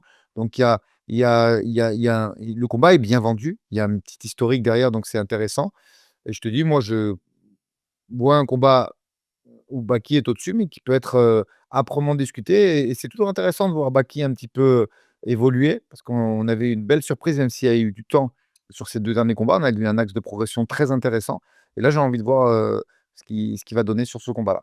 Non, je le mets au-dessus aussi, malgré que je te dis Jordan Zebo, c'est un bon combattant et qui est bien revenu de ce qui s'était passé justement, mais je vais Baki au-dessus et les progrès qu'il a fait, tu l'as dit, tu as parlé des progrès en anglais, ce qu'on a vu dans sa dernière sortie. On sait à quel point il travaille là depuis. Tu sais, c'est bête, mais ça fait plus d'1 an et demi, le Baki Doumbé. Aujourd'hui, si on voyait ce combat-là, vu le travail qu'a fait Baki depuis et les infos qu'on a sur Doumbé, enfin, tu vois, qui a eu des blessures et des machins depuis, j'aurais un doute côté Cédric, alors que je le mettais favori à l'époque et que je pense même que le combat était en train de basculer, pour lui au moment de l'écharde. Mais là, Baki, ça devient autre chose. Ça devient un autre animal, je trouve et je pense qu'il va encore le prouver là, en plus chez lui et tout, Ah, je pense qu'on va voir du grand Baki, samedi soir à Aldric. pareil, je vais regarder ça avec grand intérêt et j'ai vraiment hâte de le voir. Et Nico, hâte pour la petite phrase, parce que tu l'avais passée, il dit: «Mais j'étais obligé de te titiller, toi qui es quand même, le coach notamment de Kevin Jousset». Il dit: «Pour moi, Baki est le meilleur 77 français, mais ça reste à prouver». Il est pas affirmatif, machin, il dit: «Ça reste à prouver». Mais potentiellement, est-ce que Baki, c'est peut-être le meilleur 77 français, en vrai, aujourd'hui? Il Potentiellement. est jeune en plus, donc évidemment qu'il a un énorme potentiel. Il est très jeune, il est très intelligent. Moi, j'ai déjà échangé avec lui quand il devait prendre Klinkhammer. Il a une intelligence, une réflexion. C'est un plaisir à écouter parler. Il se remet en question. Moi, j'en pense le plus grand bien et si un jour, on doit le préparer, sentimentalement, ça ne me fera pas plaisir, mais techniquement, c'est un régal de préparer un adversaire comme ça parce qu'il est fort, il est complet il est volontaire, il progresse. Donc, s'ils doivent s'affronter avec Kevin, bah, ils s'affronteront avec, Kevin, mais c'est vraiment un très grand potentiel, pour la France et un futur très, très grand. Ouais, je te dis, mais potentiellement, comme on dit, mais peut-être même aujourd'hui, en vrai. C'est-à-dire qu'un combat contre Kevin serait un combat À voir, plus oui. serré que beaucoup de gens le pensent, mais peut-être qu'aujourd'hui, à l'heure où on te parle, Baki, il bat Kevin, il bat Cédric Doumbé, peut-être qu'il bat tous les 77, en vrai, en France. Oui, J'ai pas la réponse, mais carrément. peut-être, ouais. En tout cas, voilà. Tu as pas tort. Après, on verra ce qui se passera. Faut pas enterrer Kevin, hein, Ouais. il est très, très fort et déjà, on va voir où il en est contre Jordan, samedi soir. Le reste de la carte, elle est belle parce que tu as raison, il y a pas que ce main event qui est en plus bien vendu. Ils font bien le boulot, médiatiquement, donc c'est cool, parce qu'il est bien mis en avant, je trouve, ce combat. Mais il y a d'autres choses. Il y a le co-main event, vous les avez vus, dans Grand Talk et si vous l'avez pas vu l'interview, je vous réinvite à aller écouter ça parce que c'est très cool ce moment passé avec les frères Younoussov. Les 2 sont là sur la carte, pour la première fois ensemble sur la même carte. Aboubacar, d'abord, le champion des moins de 61 qui défend sa ceinture, l'invaincu Aboubacar 7-0 contre un expérimenté Gustavo Lopez, hein. Ancien champion intérimaire d'Octagone, ancien champion à combattre Americas, passé par l'UFC. Son premier combat à l'UFC, c'était une défaite, décision. Merab, Premier Merab, exactement, pour ceux qui se souviennent, en 2020, juin 2020, je crois. Juste ouais, après. et il a que 36 ans. Il a que 36 ans, c'est le plus gros adversaire que, Abou a rencontré et ça va nous donner, une vraie idée de la suite pour lui. Ça reste un très grand prospect, Aboubacar et là, tu as un 7-0 qui va être crédibilisé par un mec très connu, qui est un UFC vétéran. Donc là et j'ai pas de doute sur le fait qu'il va faire un très gros combat, mais ça va nous donner, en fonction de ce qu'on voit, des momentum, de comment il gagne ses échanges, de comment il finit ce combat. Ça va vraiment nous donner une réelle information sur son niveau, heu, en tant que UFC prospect. C'est très intéressant ce combat, très intéressant. Une seule victoire sur ces Je 16. dirais pas la même chose pour, de Ouais, quoi? je t'allais dire une seule victoire enfin, sur ses 16 victoires en carrière, une seule à la décision, Gustavo Lopez. En plus, c'est un combattant Non, mais populaire, c'est ça ça. m'a donné un combat engagé, je pense. Tu vois? Il est dangereux et il est pas rincé. C'est un mec qui est actif et donc je dirais pas la même chose pour l'adversaire de Tourpal, mais bon, après, c'est pas le même contexte. C'est un combat de reprise, il a été blessé, je crois qu'il a une rupture des croisés. Mais par contre, Aboubacar, il y a un très, très, très gros test. Et en vrai, Aldric, parce que tu sais, on en parle, bah, on est sur des situations un peu similaires à ce que connaît un Virgile, par exemple. Mais Aboubacar, s'il passe en 8-0, tu as battu un UFC vet qui avait poussé Merab à la décision, même si Merab fait beaucoup de décisions. Mais UFC vet très expérimenté. Si Aboubacar le termine, tu vois, passe à 8-0, en ayant défendu son titre à l'ARES, on sait l'ARES, on l'a dit, c'est une des plus grosses plateformes aujourd'hui européennes pour basculer vers l'UFC ou les Dana White Contender Series. On commence franchement à s'interroger, non? Là, à ce moment-là, Aldric, si Aboubacar. Le téléphone peut sonner. Ouais, et on sait L'appel, the call. le potentiel qu'il a, Abou, hein. On sait le potentiel qu'il a, Abou, donc c'est très intéressant comme combat pour la suite pour lui. The Call, j'aime bien. Tu vu The Decision de LeBron qui a feinté avec un truc de publicitaire? Ouais. Ils savent jouer avec ça, les Américains. Et Turpal, tu le disais, 4-1 en carrière pour Turpal. Sa défaite, c'était contre Axel Seller en décembre 2023, on le rappelle. Et Turpal, il n'a pas combattu depuis décembre 2023. C'est 0 combat, alors que Rupture des croisés. ouais, Axel, entre deux, c'est fou, je vérifiais ce matin, il en a fait 5, hein. Depuis ce combat-là, Axel, il en a 5. Et Tourpal 0, rupture des croisés, il s'est repris, il s'est reblessé. Enfin, ça a été une galère. Dans l'interview dans Granento, Caldric, il parle de dépression, hein, Tourpal. Enfin, je pense qu'il y a eu un moment vraiment de pas bien du tout entre ses 28 et ses 30 ans. Enfin, c'était plus belles années. Virgile nous en parlait aussi, comme c'est frustrant dans ces années-là, tu vois, d'avoir une AS combattre. Là, on parle de presque 2 ans sans combattre. Donc, il est face au Brésilien Jefferson Almeida, champion dans les petites orgas brésiliennes, Punch Fight, Brésil Grand Champion, qui a 6-0. Pas le même niveau d'opposition, tu as raison du tout, Kabou. Bon pour un combat de reprise. Puis surtout, le Brésilien, c'est 100%, Ouais, c'est ça. 100% de finish comme Tourpal. Oui, il Tu faut sais que ça va pas à la décision, ça, Aldric. Voilà. c'est ça, puis il faut attends là, Tourpal, il faut un combat de reprise et c'est très bien, c'est très bien. Là, il y a rien à dire, je critique pas le match-up, c'est exactement ce qu'il faut, pour reprendre après cette, longue absence. Et on sait que voilà, il y avait eu la frustration de Turpal dans ce combat à la fin contre Axel. Il dit toujours que pour lui, l'arrêt n'était pas justifié. Après, ça, c'est son avis. Mais on sait le respect qu'il y avait eu aussi entre les deux après. Il dit qu'il est toujours en contact avec Axel. Turpal, c'est un super gars. C'est un super combattant. Et franchement, Aldric, ça fait hyper plaisir de le revoir dans la cage et de le voir finir. Bien sûr. 2 ans, c'est long, hein. C'est une vraie traversée du désert. Non, non, mais je lui souhaite le meilleur et je pense qu'il va s'imposer et qu'il va refaire un run très rapide à l'ARES. Qu'est-ce qui t'intéresse de reste sur la carte en speed? Puisque Ah bah, il y a quand même des mecs, des prospects intéressants. Dans la catégorie des 130 tu as Amir Aliev qui est pas mal. Tu as Noah Gagnon qui revient après un très beau KO contre Adrien Priciano. Benoît Tu Prigent. as Benoît Prigent et un très grand nom du grappling français, Pierre Manzo, qui fait ses débuts en MMA en premier combat de cette ARES. Je ne sais pas exactement l'ordre des combats contre Al-Fali. Donc, il y a plein de trucs très intéressants sur cette carte. Ouais, tu as raison de noter parce que tu raison, c'est un grand, grand nom dans sa discipline et c'est intéressant de voir ses débuts en MMA.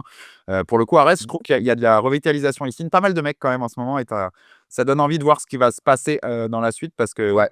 ils ont des signatures très intéressantes et je sais qu'il y en a d'autres dans les tuyaux d'ailleurs parce que des infos qu'on a un peu en off de certains managers aussi, il y a des belles choses qui se préparent du côté d'Arès. Donc, très belle Ouais. carte ce samedi à Strasbourg. Allez-y si vous pouvez. Et puis, un avenir, voilà, il y a des choses qui vont se faire chez Arès. Donc c'est très cool. Aldric, 2 autres rendez-vous à noter, 3 autres rendez-vous, même, je vais te dire pour ce week-end intéressant. Samedi à Kigali, au Rwanda, il y aura aussi les demi-finales des tournois 135, 145, 170 et poids lourd. Donc moins de 61, moins de 66, moins de 70 et poids lourd du PFL Africa. On sait combien les premières cartes ont été spectaculaires en termes de finish et de ce qu'on a vu. Donc, à mon avis, ça va encore envoyer très, très lourd du côté de Kigali. Donc, n'hésitez pas si vous voulez voir ça. Le PFL Africa 3, numéro 3. On a du côté de la France, Albertville, c'est pour le petit clin d'œil au boxing. On a Théo Muris qui sera au Duel Fighting. On a reçu Charles Navillo. Duel Fighting, dans Grand Talk, c'est l'organisation où il y a un bonus qui descend tout au long du combat. Et plus tu finis tôt ton combat, plus tu as un gros bonus. Donc, c'est sa 5e soirée de duel. C'est à Albertville, samedi le 18. Et ce week-end, on a aussi le retour de Damien Lapillus. Là, je vais te laisser une minute pour en parler. Damien qui est toujours interdit de combat en France et qui donc combattra. C'est en Suisse, c'est ça? Ouais, Genève, Warrior Night, la suspension de Damien se termine très tôt en 2026, donc vous allez le revoir très prochainement. Là, il fait le main event pour la ceinture contre Pedro Carvalho, un solide Portugais euh, qui est vétéran de très grosses orgas, qui vient de SBG, qui a fait le Bellator notamment, et le PFL. Il y a aussi sur la carte Gleison Thibault, la seule défaite de Khabib, mais qui n'est pas une défaite. Il y a Yassine Bouganem. Il y a Osman Minbatirov et il y a Elias Bouzetgam. Donc, c'est un très, très beau gala, solide. Je vous donnerai des infos sur mon Insta, sur la façon de voir ce combat, parce qu'il y a un pay-per-view, il y a un broadcast sur le net pour le regarder. Et voilà, très, très belle chance pour Damien de recontinuer sa quête après cette suspension. Et je ne me prononcerai pas dessus, mais quelque peu injuste. Et voilà, on lui souhaite le meilleur samedi soir. Écoute, voilà tous les rendez-vous de ce week-end. Vous êtes au courant de tout pour cette actualité MMA. Aldric, je te laisse aller prendre tes bagages, aller attraper ton taxi et partir pour Vancouver. Il y a un petit combat à gagner samedi soir. Plein de force à Manon, plein de force à toi, à toute la team. De toute façon, on se voit dans Jab Culture cette semaine depuis Vancouver. Ouais, un jab culture de Vancouver et le Aldric Enerby sera à Vancouver aussi de lundi. Et après, on se revoit en studio. Ah, tu reviens, je ne même pas. Je l'apprends en direct, messieurs les viewers. Je te le dis en live. Ok, tu ne seras pas l'indianiste. Très- On devra le faire très tôt aussi parce que je crois que je prends l'avion lundi. Mais on aura plus de temps là. T'inquiète pas, on le fera à 3 h du matin. On aime bien. On aime bien. Écoute, très bien. Voilà, l'application de Monsieur Cassata, je vous le répète, pour Jab Life, elle est magnifique. Merci beaucoup et plein de force, comme je te disais. Et on se retrouve fin de semaine à Vancouver pour le Jab Culture. Allez, let's go maintenant, Fioro. Ciao, ciao, Aldric. Et ciao à tous. À très vite sur Jab Life. Ciao, ciao.